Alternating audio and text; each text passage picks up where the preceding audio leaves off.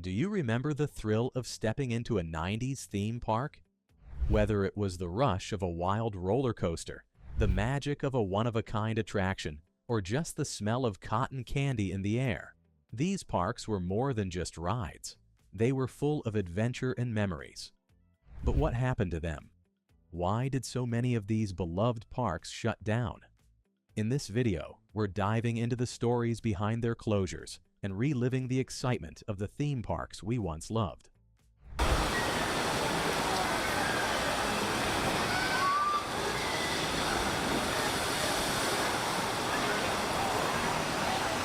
Let's start with Astroworld, Houston's ultimate thrill-seeker destination.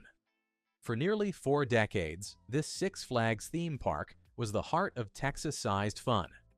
Originally built as a companion to the Astrodome, it opened in 1968 as part of Roy Hoffman's vision to create a world-class entertainment district. By the 90s, Astroworld had become a cultural icon, drawing millions of visitors each year.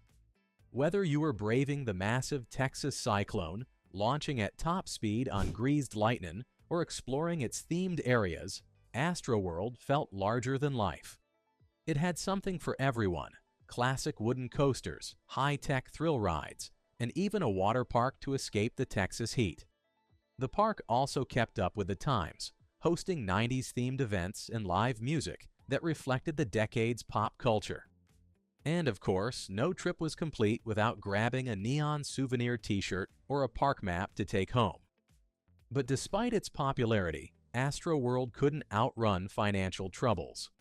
Rising maintenance costs, increased land value, and declining attendance put pressure on Six Flags, leading to the devastating decision to shut it down in 2005. Houstonians were heartbroken.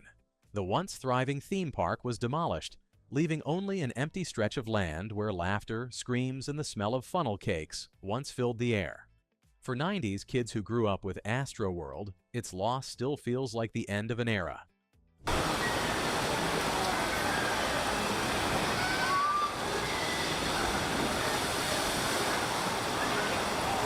Next, let's talk about River Country, Walt Disney World's first water park, which opened in 1976 and quickly became a family favorite throughout the 80s and 90s. What made River Country stand out was its natural spring theme, offering an experience unlike any other water park at the time. Sandy-bottomed pools, rivers, and swimming holes gave it the feel of an old-fashioned water retreat, in contrast to the more traditional water slides and pools we see today. By the 1990s, River Country was a must-visit spot for those heading to Disney World. Families loved the laid-back vibe, while kids enjoyed the thrilling water rides and the freedom to splash around in the natural spring-fed pools. But as the years passed, the park faced growing competition from newer water parks, including Disney's own Blizzard Beach and Typhoon Lagoon, which offered more advanced rides and larger, more polished attractions. Despite its charm, River Country couldn't keep up with the competition and closed in 2001. Today, the site stands as a reminder of a different era in water parks, when the experience was more about the simplicity of nature than high-tech thrills. For those who visited, it will always hold a special place in our memories.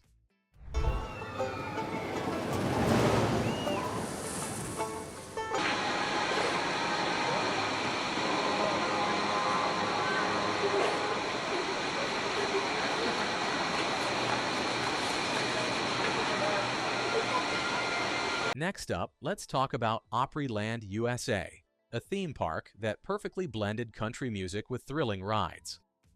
Opening in 1972 to honor the vibrant culture of Nashville, also known as Music City, Opryland quickly became a must-visit spot. By the 1990s, it was drawing visitors from all over the country who were eager to experience the park's unique mix of attractions. While the park boasted its fair share of water rides, roller coasters, and family-friendly fun, it was the live music that truly set Opryland apart. Fans flocked to the Opryland Theater to catch performances from country legends and rising stars alike. On top of that, the 90s brought special events like A Country Christmas, featuring incredible light displays and festive performances. Visitors would often show up wearing their best denim jackets and cowboy hats, ready to soak in the park's true Southern charm. But even with all its popularity, Opryland faced tough competition from other theme parks and growing financial challenges. In 1997, the park shut its doors, making way for the Opry Mills Shopping Center. Fans were devastated, but for those who experienced it, Opryland will always be remembered for its unique combination of music, rides, and unforgettable 90s charm. First stop on the ride side is a brand new X-Flight, where riders actually fly through their coaster experience. But you can see these are all, this would have been holding up one of the roller coasters here at Geauga Lake. And these gravel paths behind me are what used to be the walkways for the guests at the park. Next up, we have Geauga Lake, a theme park with a rich history that began way back in 1887 as a simple picnic and boating area. By the 1990s, it had transformed into a beloved family destination known for its exciting rides and stunning lake views. For many, it was a classic spot for a fun day out, offering something for everyone. One of its standout attractions was the Big Dipper, a classic wooden roller coaster that had been thrilling riders since 1925. And let's not forget the Double Loop, which made history as Ohio's first looping roller coaster, giving visitors a wild ride they wouldn't forget. But despite its popularity, the park faced economic troubles and multiple ownership changes. In 2007, the park closed its doors for good, leaving behind just memories of the fun and excitement it once provided. For those who visited, it will always be a reminder of the good times spent by the lake, soaking in the thrills and family fun.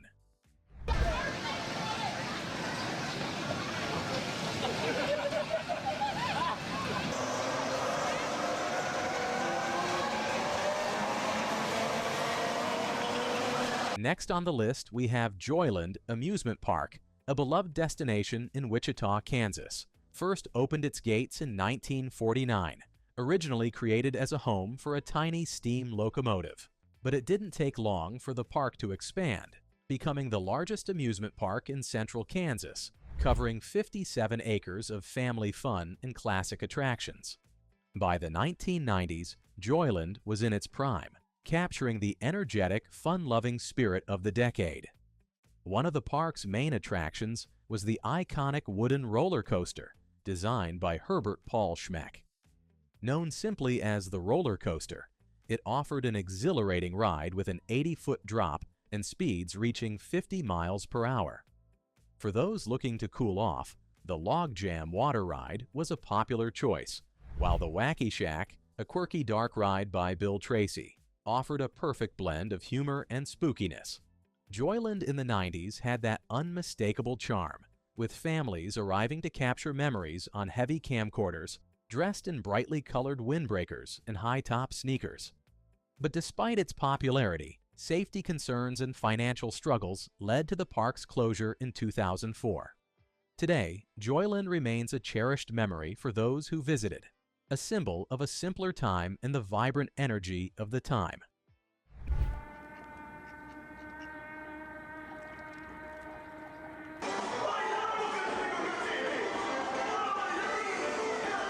Next up is Western Playland, a classic amusement park in El Paso, Texas, that became a local favorite for over 5 decades.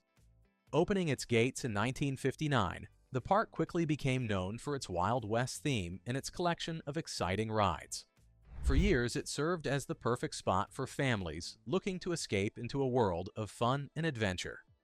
By the 1990s, Western Playland was in full swing, drawing crowds with its iconic rides, like the Texas Tornado, which offered thrilling loops, and the Ferris wheel, where families could take in sweeping views of the surrounding desert landscape. For the younger crowd, the park featured a collection of gentle, family-friendly rides that became favorite memories for many. Despite its popularity, the 2000s brought challenges to the park. As larger, more modern theme parks grew in prominence, Western Playland struggled to compete. Eventually, financial issues and declining attendance led to its closure in 2007. Today, the park is no more, but for those who spent time there, it will always be remembered as a place where laughter and adventure came together.